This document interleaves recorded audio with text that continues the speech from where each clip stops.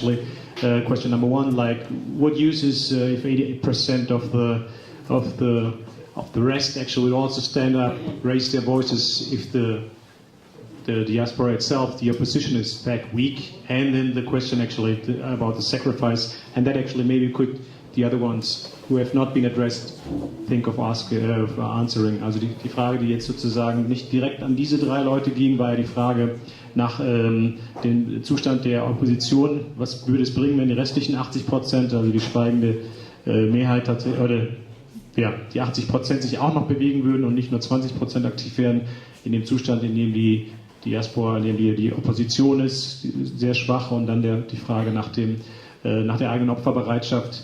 Was würde man selber sozusagen in die Waagschale schmeißen? Vielleicht können wir das sozusagen auf die restlichen drei aufteilen.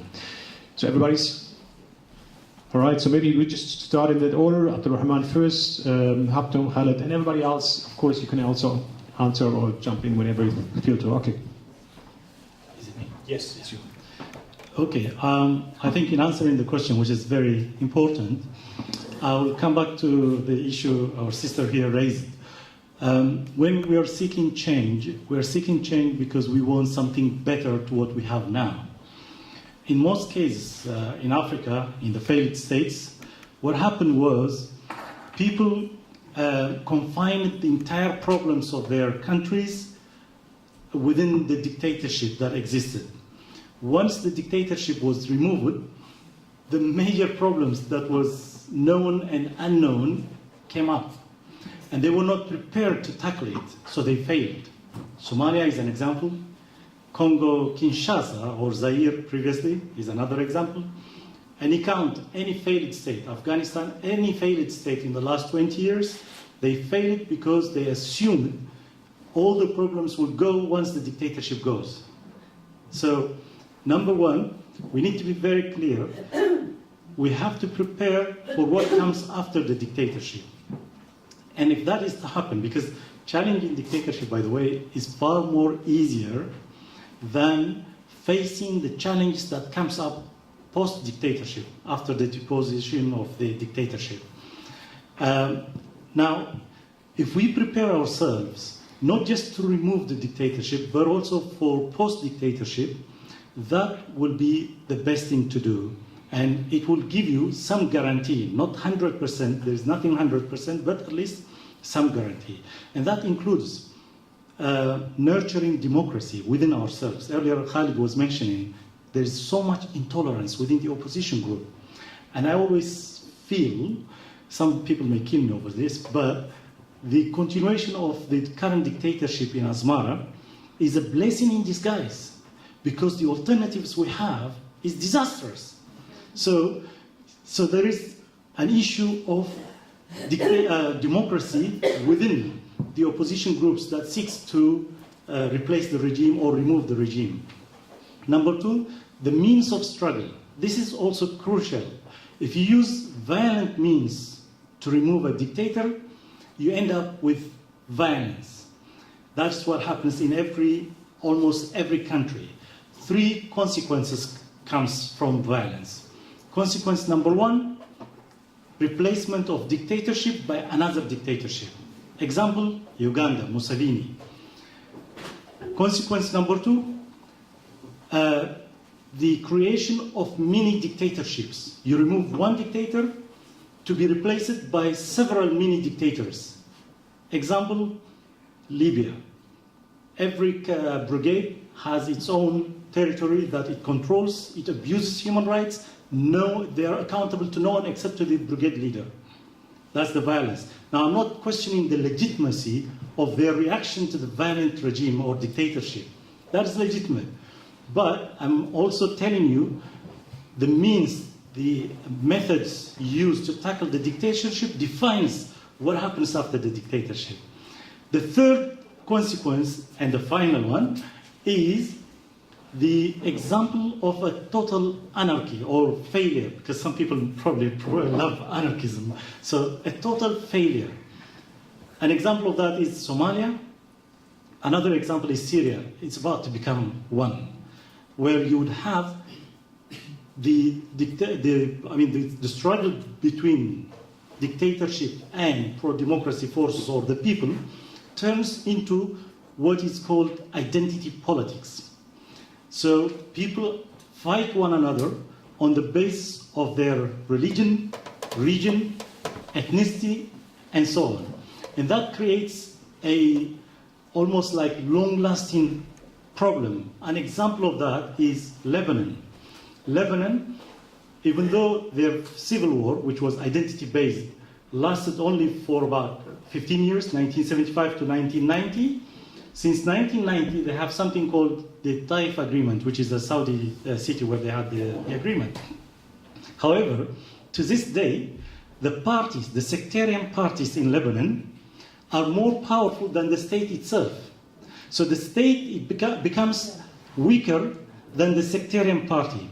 And the state institutions like the police and the armies and so on cannot function.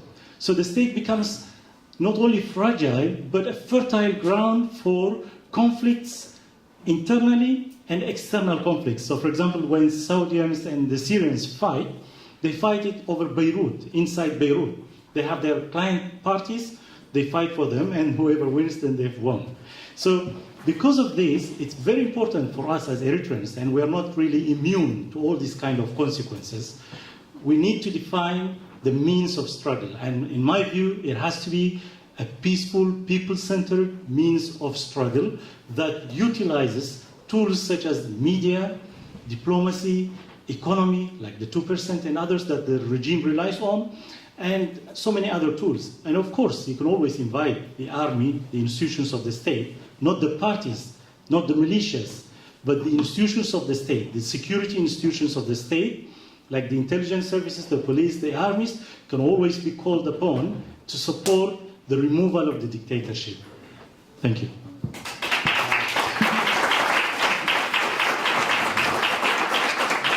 Yeah, Hatto, you've been addressed by the lady.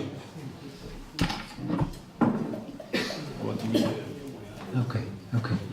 I will, and with your permission, are we allowed also to react on what has been said? As long as, I mean, to her question.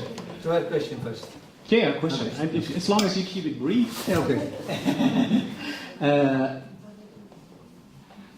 Thank you for your question. I was also against the so-called journalists in Ethiopia who were extremely nationalistic at that moment.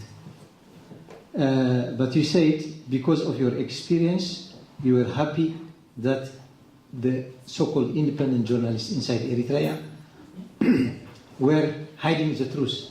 Not happy, but it was balanced. It was not balanced because, you know, the border war, and its consequences, both of us are still feeling it. After 13 years, the border war costed us, according to the economists, around more than 100,000 Eritreans and Ethiopians. In 2 years' time, in 5 battles. The people were disinformed by both governments. And the independent journalists, instead of giving a kind of counter-reaction, were writing the same stories to appease both governments. That's my point. So if journalists, the same happened also during Hitler here. If independent journalists tell the truth, then people are more informed to take the right decisions. That's what I mean. Okay. Ich würde ganz gerne nur einen Satz dazu sagen, aber das ist dann halt so auf Deutsch. Die Frage ist dann halt, waren sie wirklich dann halt unabhängige Medien? Hat es überhaupt hier existiert? Es hat nicht existiert. Als sie angefangen haben, unabhängig in Anführungszeichen quasi dann ihren Job zu machen, das hat nicht lange gedauert, dann sind sie auch dann halt in Eritrea gelandet. Ich werde es Ihnen übersetzen.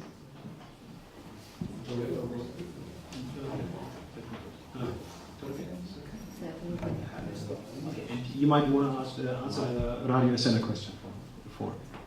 Radio Asena question, I already answered. I already answered. But later, if you give me...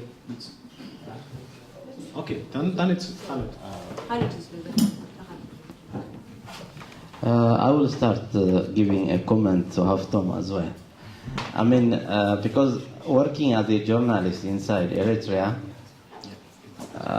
you will have a real picture of the situation. I mean, Haftom is saying what he's saying because ethic-wise, but the only printing press we were using in Eritrea is owned by PFDG. They have to sign in every page of our paper that would be sent to the printing press. If they miss to sign on that page, that would not be published. So under which situation are you trying to be independent? I mean, it's better to close the newspaper and then end up in Sawa. I mean, we are not free enough. That might be data. So you can't write independently. I could give a number of examples. I just said, okay, if you guys are not allowing me to publish this thing, can I just write a comment that this article, which was supposed to be published here, is not published because of technical error? No. Then we have to repeat from previous edition, something that was signed already. How would the public react? We are repeating an article which we already published a week before. So it was a trial period for us. It was very challenging. And imagine, we were doing that in a country where there was no constitution. We didn't have any guarantee. That's why they ended up in jail, my colleagues as well. So, I mean, the situation does not allow it to work. To answer the question from our sister, even to comment on what Abdurrahman said, when dictators are in power, they don't let you to have institutions. They create a situation that the following situation after their fall will be worse. So that, like Iraqians now, they beg Saddam Hussein they would love that Saddam stayed in power because the situation after Sadat is worse. But he's the one who did that. When they are in power, they don't let you create institutions where you can at least try to start from and do better after they fall. They let you be with a failed state already when they are in power. So it's not that the people, they don't want a better future, or they don't want to start from, or they don't. It's like you can't solve a problem that's accumulated 20 years or 30 years as long as they have stayed in power and solve it within years. It's up to the people then. If we are wise enough, if we are, like what we said, can tolerate each other, we can use that opportunity to a better or to a worse. We can use many examples. A match. You can burn a house with it or you can cook with it. When the opportunity is created, it's up to the people. The Libyan people. If they are wise enough, they have to tolerate each other. They have to work it out now. They have the opportunity. But what is happening now is not created now when the Gaddafi fall. He has already created the situation. He wanted Libyan people to beg their God to have him back. Because if Isaias falls and we live better life, then we will always be remembering him negatively. Because we are having a better future after him. But if we have worse situation, we would always say we had better time when he was in power. That, like Iraqians, many people died after Saddam. Even people were dying before, but not as many as now. So I feel like we need to be, I understand the situation. In principle, peaceful struggle, peaceful change. I wish it was possible. But we have to be realistic as well. Could that work? It doesn't mean that because it worked somewhere else, it would fit the same way. We have spoken about the Arabian Spring. Would that work in our region? I mean, I could have said a lot, but to just answer and give chance to my colleagues, I will say, why did I focus for getting rid of a dictator? Because I trust in one thing. Eritrean people have paid huge price before. We are fed up. Barakh Gebrselassie, the former information minister, when Rwanda and America was trying to meddle between Ethiopia and Eritrea, we had a meeting in the Ministry of Information. And he said, Eritrea cannot tolerate a single martyr anymore. We had it enough. 65,000 was more than enough for Eritrea. We can't win a war. Even if we just lose one Eritrean, we are the losers. For saying that, he was accused to be traitor, and now he's in Eritrea jail. I don't know if he is alive or not. So being visionary, having a vision, better vision, costs you your life. You are a risk if you come up with a better idea. So this dictator, by having him in power a single day, as I said before, he is creating a problem. What were we talking about today? Sinai, Lampedusa. Why is that happening? I mean, do we mean that let it take how many years it would take? We wait for that. Things happen the way they happen. Will we have a country? Will we have a nation the way it's going now? Are we not talking about salvage, doing what is possible right now to save what is remaining? So I feel like when you talk in a situation where everything is quite okay, you can talk about these things. Now we are talking about a country which is already, I mean, it's a matter of existence for me right now. People are dying every single minute. Do we have the patience to tolerate each other and to struggle peacefully for the next 30 years? We don't know how much time it will take. In that perspective, I say, look, I trust Eritrean people more than this dictator and its allies. Its allies will be always there with him. I have more trust on Eritrean people. If in any way this dictator falls, we could wise up and solve our problems. We never had, it's only among political parties which we had conflicts, not among the Eritrean people, in people level. We had civil war between two parties. Eritrean people was trying to solve that. He knows the history better than me. So I feel like I have a trust on Eritrean people that the day this dictator falls, no one is ready to kill each other, or to at least, we can survive, we can have a better future after all this experience. Because of that, I say, better to get rid of the dictator and try to work out together with the Eritrean people. If we fail to do that, we will be responsible. Now, we are not responsible. We don't have any possibility to do anything right now. Okay, thank you, Khaled.